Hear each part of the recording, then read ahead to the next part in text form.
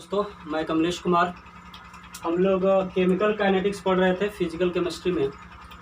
तो chemical kinetics में पिछले हम लोग 15 लेक्चर पढ़ चुके हैं। 16वां लेक्चर है जिसमें हम लोग फर्स्ट ऑर्डर रिएक्शन पढ़ रहे थे। तो फर्स्ट ऑर्डर रिएक्शन जो है दोस्त, इसमें अभी और चीज़ हम आपको बताएंगे। जे मेंस से रिलेटेड कुछ कॉन्सेप्ट है।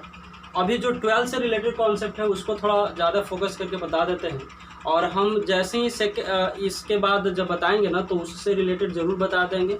और क्योंकि जे मेंस में कभी कभी क्वेश्चन आ जाता है, पूरा प्रॉब्लम प्रैक्टिस करवा देंगे। काफ़ी लंबा चलेगा केमिकल काइनेटिक्स, ठीक है ना। तो आज का जो लेक्चर में हम लोग केमिकल काइनेटिक्स में पढ़ने वाले हैं वह है second order reaction. First order reaction अभी ख़त्म नहीं हुआ। फर्स्ट ऑर्डर रिएक्शन में हम और कराएंगे, लेकिन जितना पढ़ाएं वो केवल 12th तक ही है, ठीक है ना। और क्वेश्चंस होता है फर्स्ट ऑर्डर रिएक्शन में, तो उसके लिए आप इंतज़ार करिए, तो हम ज़रूर बताएंगे आपको। तो लेक्चर नंबर 16 शायद देख लीजिएगा। अब हम लोग पढ़ने वाले हैं second order reaction. Second order reaction, द्वितीय कोटि अभिक्रिया, ठीक है। डेफिनेशन क्या बोलोगे बताओ। वैसी अभिक्रिया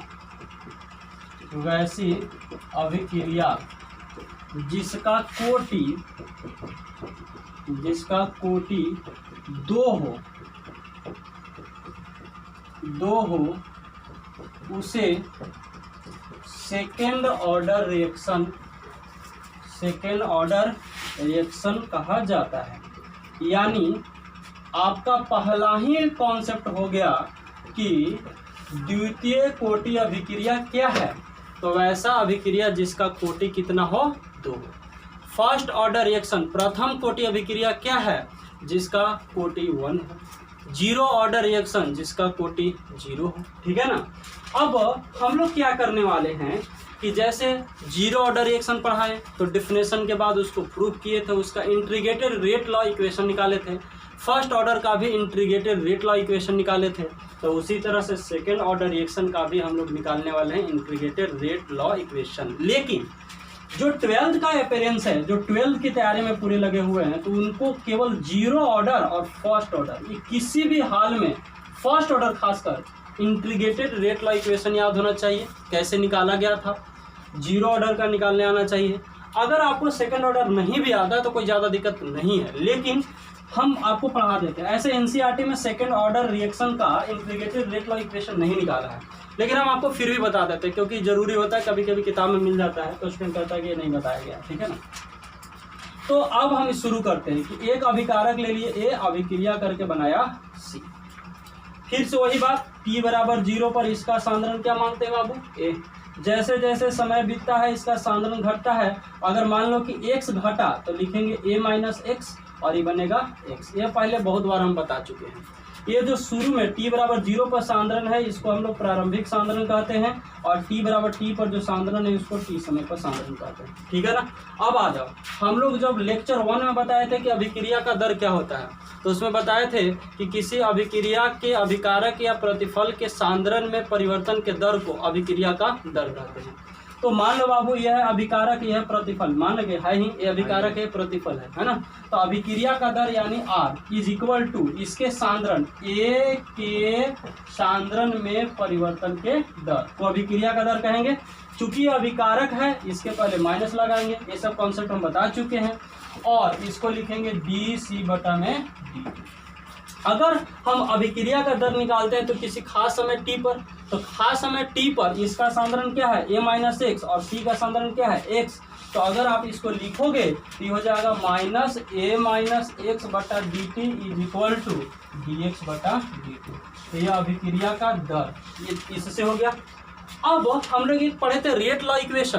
तो रेट लॉ इक्वेशन क्या था, तो उसमें बताए थे कि अभिक्रिया के दर यानी R और अभिकारक के सांद्रण, यहाँ पर कौन है A, अभिकारक के सांद्रण के बीच का जो संबंध होता है, अभिक्रिया का दर R और अभिकारक के सांद्रण के बीच का जो संबंध होता है, उसी संबंध को हम लोग रेट लॉ इक्वेशन कहते हैं। तो रेट लॉ इक्वेशन के अनुसार R is equal to K into A, और यहाँ पर जो ऑर्डर होता है वो एक्सपेरिमेंटली ज्ञात होता है। हम लोग पावर में x y z कुछ लिख दिए, तो अगर यह 0 ऑर्डर रहता तो x का मान 0, 1 ऑर्डर रहता तो 1, और सेकेंड ऑर्डर है तो इसका मान क्या होगा 2। यानी इसके अनुसार ये हो जाएगा 2 t समय पर। ये हम किसके समय पर लिखें, t समय पर। तो अगर t समय पर लिखेंगे तो जो a है उसके जगह पर a माइनस एक्स लिखेंगे, यानी कि यहाँ पर r is equal to k into a minus x का होल स्क्वायर। क्लियर है? ये कहाँ से आया, रेट लॉ से। ये कहाँ से आया, अभिक्रिया के दर से। क्लियर है ना? अब आप इतना जल्दी से उतारिए। क्या हमने किया कि वैसा अभिक्रिया जिसका ऑर्डर 2 हो उसे सेकेंड ऑर्डर रिएक्शन कहा जाता है। एक जनरल इक्वेशन लिए, t बराबर 0 पर इसके सांद्रण a, t समय पर इसका सांद्रण a माइनस एक्स। ये हम लोग परिभाषा से फर्स्ट है, और ये रेट लॉ इक्वेशन से ये दोनों लिख दिए। आप देखना r का वैल्यू ये है और r का वैल्यू ये है, इसका मतलब ये दोनों टर्म बराबर होने वाला है। यानी हम जो आगे लिखेंगे वह ये दोनों टर्म के बराबर करके सोल्व करेंगे। तो सबसे पहले इसको आप जल्दी से उतारिए, ठीक है ना? अब देखिए, अगर हम दोनों टर्म को बराबर करें, इसको इक्वेशन 1 मान लें, इसको इक्वेशन 2 मान लें, तो फ्रॉम इक्वेशन 1 एंड 2 से क्या होगा बताओ, माइनस ए माइनस एक्स बटा d t is equal to d x बटा d t is equal to क्या होगा बताओ, a into a minus x का होल स्क्वायर। क्लियर है? चूंकि जब भी हम लोग इंटीग्रेटेड रेट लॉ इक्वेशन निकालते हैं ना, तो पॉजिटिव टर्म का सहायता लेते हैं, यानी हम इसको लेने वाले। ठीक है? तो अगर इसको ले लोगे बाबू तो डी एक्स बटा d t is equal to k into a minus x का होल स्क्वायर। इसको हम लोग कहते हैं डिफरेंशियल इक्वेशन। ठीक है? यानी सेकेंड ऑर्डर रिएक्शन का डिफरेंशियल इक्वेशन कितना होगा, तो लिखेंगे डी एक्स बटा d t is equal to k into a minus x का होल स्क्वायर। अब इसको सोल्व करना है तो क्या करो, डी टी को उधर, इसको इधर। क्लियर है? और ये सिंपल इंटीग्रेशन है। अब ठीक है, हम इंटीग्रेशन का भी वीडियो बना चुके हैं, उसको देख लीजिएगा, आपको क्लियर हो जाएगा। ठीक है? तो यहाँ से आ जाएगा डी एक्स, यह है गुना में, इधर आएगा तो भाग में, ए माइनस एक्स का whole square is equal to k into d t. अब इसका इंटीग्रेशन और इसका भी इंटीग्रेशन। ठीक है? अब क्या करो, यहाँ पर ए माइनस एक्स का होल स्क्वायर है, इसको कुछ मान लो, जल्दी समझ में आएगा। ठीक है? तो a minus x is equal to y मान लो, क्योंकि टी यहाँ पर आ जाएगा। ठीक है? तो y जैसे ही मानोगे बाबू, अच्छा पहले इसका टीसी कर दो, तो a का कितना 0, x का y के रिस्पेक्ट में तो dx बटा dy, y का y के रिस्पेक्ट में 1, तो उसको इधर ले जाएंगे तो dx is equal to minus dy, इसको इधर ले चल गया। अब यहाँ से देखिएगा, dx के जगह पर क्या लिखने वाले हो, minus dy, a minus x के जगह पर y, तो y का स्क्वायर हो गया इज इक्वल टू के, और dt का इंटीग्रेशन t प्लस में c, के बाहर निकल गया। ठीक है? अब देखना y ऊपर चल जाएगा, तो y minus 2 dy is equal to k t plus में कितना c। ठीक है? आप इतना उतारो, उस सिर्फ इंटीग्रेशन अब हो रहा है, केमिस्ट्री खत्म हो चुका है। केमिस्ट्री में बस इतना ही है कि जिसका ऑर्डर 2 हो सेकेंड ऑर्डर रिएक्शन होता है। फिर हमने लिखने वाला चीज़ बताया था कि कैसे रेट लॉ इक्वेशन लिखाएगा, कैसे अभिक्रिया का दर लिखाएगा, बाकी सिर्फ इंटीग्रेशन हम कर रहे हैं। ठीक है ना? तो ये मैथ का चीज़ है, जिसको अगर समझ में भी नहीं आ रहा है तो कोई ज़्यादा दिक्कत नहीं है। Second order reaction 12th class में आपसे प्रूव करने के लिए नहीं पूछा जाएगा, हम आपको डायरेक्ट अंत में जो बात करेंगे वो आपके लिए इंपॉर्टेंट होगा। पहले इसका इंटीग्रेशन करो, तो नियम है कि पावर में 1 जोड़ो, उतना सा भाग दे दो, तो इसका पावर में 1 जोड़िएगा तो -2 + 1 -2 + 1 हो गया is equal to k into t plus में सी। अब बताओ क्या होगा बाबू, -1 और ये माइनस है, माइनस माइनस क्या हो गया प्लस, यानी 1 बटा Y is equal to k into t plus में सी। ठीक है ना?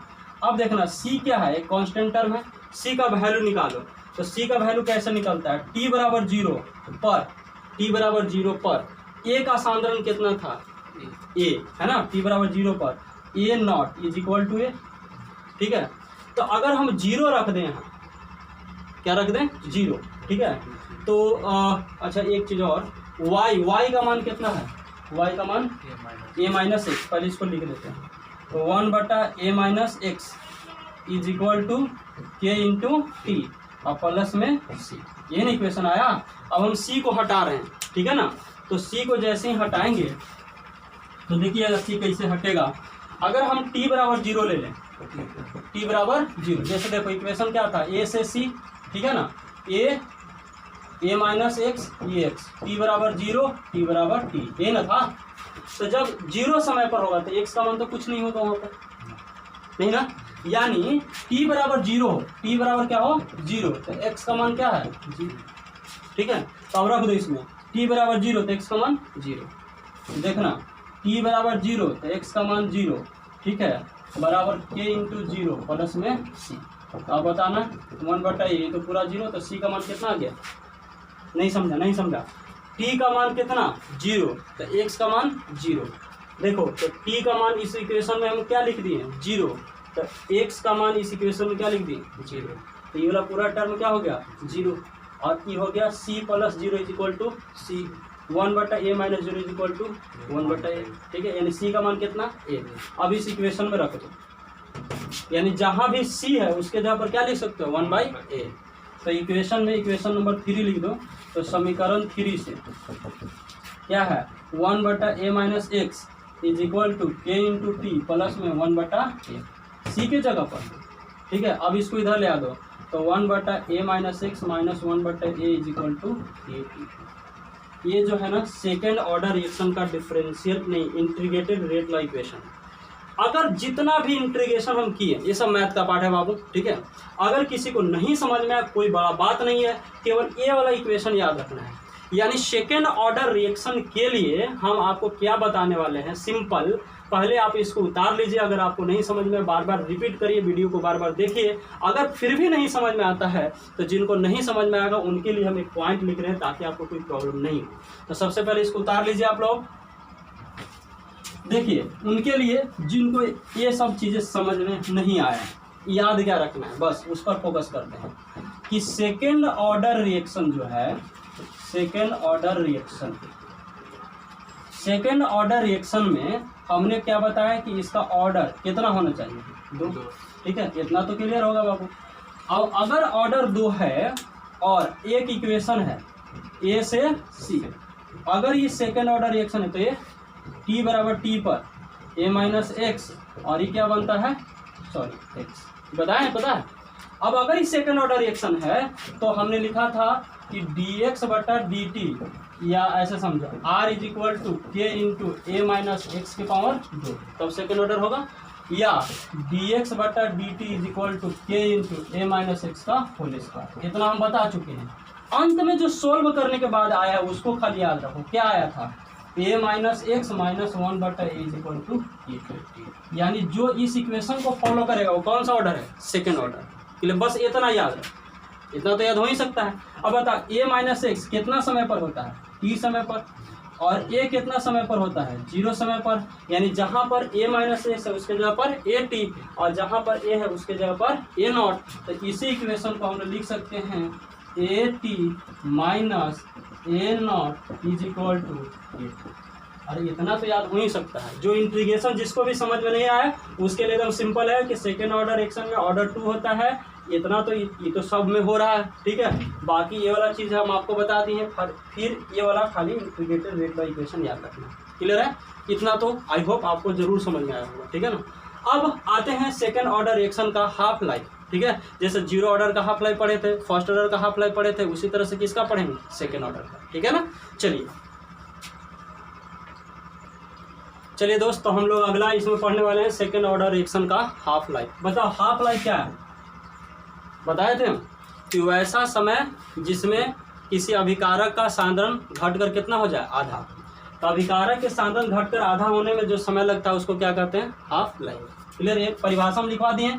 आप अगर आपको लिखने के लिए आएगा तो लिख दीजिएगा कि अभिकारक के सांद्रण को आधा होने में जो समय लगता है उसी समय को अर्ध आयु कहा जाता है, लिखवाया हुआ, ठीक है ना।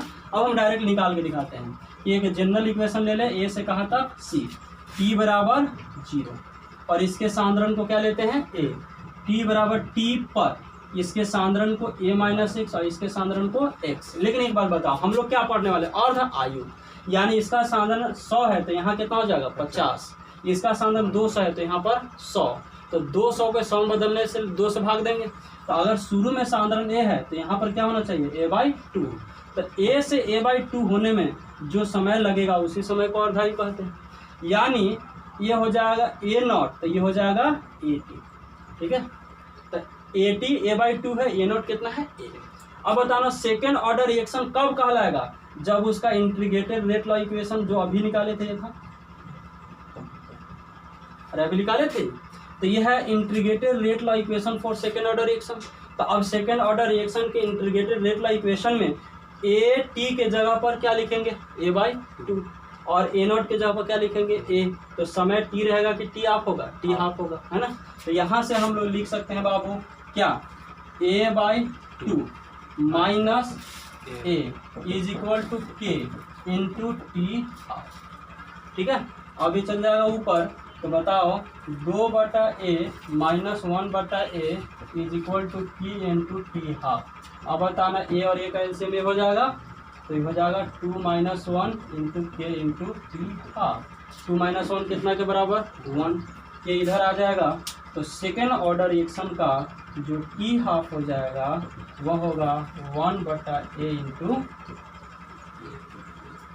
क्लियर है, तो सेकेंड ऑर्डर रिएक्शन का टी हाफ हो गया। मतलब आपको सेकेंड ऑर्डर रिएक्शन में जो हम पहले बताएं, अगर आपको कोई प्रॉब्लम हो रहा हो तो केवल ये फार्मूला याद रखिए, क्योंकि इसी फार्मूला से अर्धायु निकलेगा।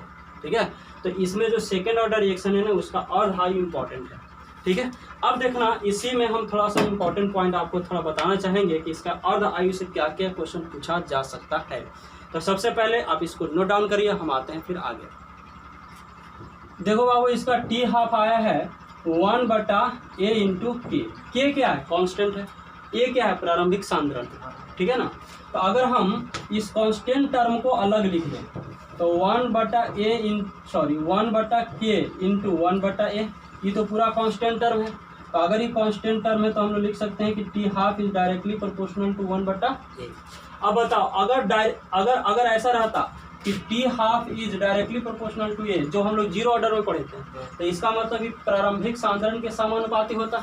लेकिन ये है कि 1/a यानी समानुपाती की व्युत्क्रमानुपाती। तो यहाँ पर सबसे इम्पोर्टेंट पॉइंट है क्या, कि सेकेंड ऑर्डर रिएक्शन का अर्ध आयु, ठीक है ना, अर्ध आयु अभिकारक के सांद्रण के समानुपाती की व्युत्क्रमानुपाती, है ना। तो अभिकारक के सांद्रण के व्युत्क्रमानुपाती होता है, ठीक है ना।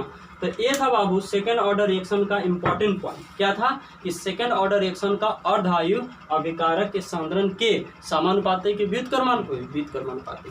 तो अगर हम तीनों ऑर्डर रिएक्शन का अर्धायु याद करने के लिए बोले, हम इसलिए अर्धायु को बार बार जिक्र कर रहे हैं क्योंकि बड़ा क्वेश्चन पूछा जाता है, ऑब्जेक्टिव सब्जेक्टिव सब, न्यूमेरिकल भी बनाने के लिए, निकालने के लिए भी, ठीक है ना, सब क्वेश्चन पूछता है। देखिएगा, जैसे अगर हम जीरो ऑर्डर की बात करें, ठीक है, फर्स्ट ऑर्डर की बात करें, ठीक है, सेकेंड ऑर्डर की बात करें, ठीक है, जीरो ऑर्डर का हाफ लाइफ क्या था बताओ, a/2k, ये था ना। और फर्स्ट ऑर्डर का क्या आया था 0.693/k, और सेकेंड ऑर्डर का क्या आया 1/a इंटू। देखिए, तो यह है जीरो ऑर्डर, यह है फर्स्ट ऑर्डर, यह है सेकेंड ऑर्डर। टी हाफ जरूर याद होना चाहिए, ठीक है। T half 1/a/2k, T half 0.693/k, यहाँ पर टी हाफ 1/a।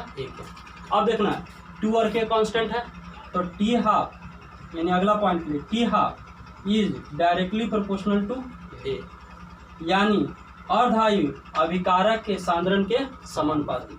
यहाँ पर टी हाफ कहीं भी ए दिखाई दे रहा है, कहीं भी ए दिखाई दे रहा है, नहीं दे रहा है, यानी यहाँ पर टी हाफ जो होगा ए पर निर्भर करेगा, नहीं करेगा। या ऐसे भी सोचिएगा कि देखना, ये तो कांस्टेंट नंबर है, ये भी कांस्टेंट नंबर है, तो सब ओवरऑल वेरिएबल है कि कांस्टेंट है, कांस्टेंट, यानी यहाँ पर टी हाफ जो होगा कांस्टेंट होगा, यानी अभिकारक के सांद्रण पर निर्भर नहीं करेगा। ये बताए थे, और यहाँ पर जो टी हाफ होगा वह बताओ समानुपाती कि व्युत्क्रमानुपाती? व्युत्क्रमानुपाती। तो ओवरऑल फिगर है हाफ का, टी हाफ का, कि जीरो ऑर्डर के लिए समानुपाती, इसके लिए सांद्रण पर निर्भर नहीं करेगा, यह व्युत्क्रमानुपाती। ठीक है ना। तो ये था सेकेंड ऑर्डर रिएक्शन का। फिर इसमें और आगे हम लोग टर्म पढ़ेंगे, लेकिन अब अगले लेक्चर में। आज भर इतना ही।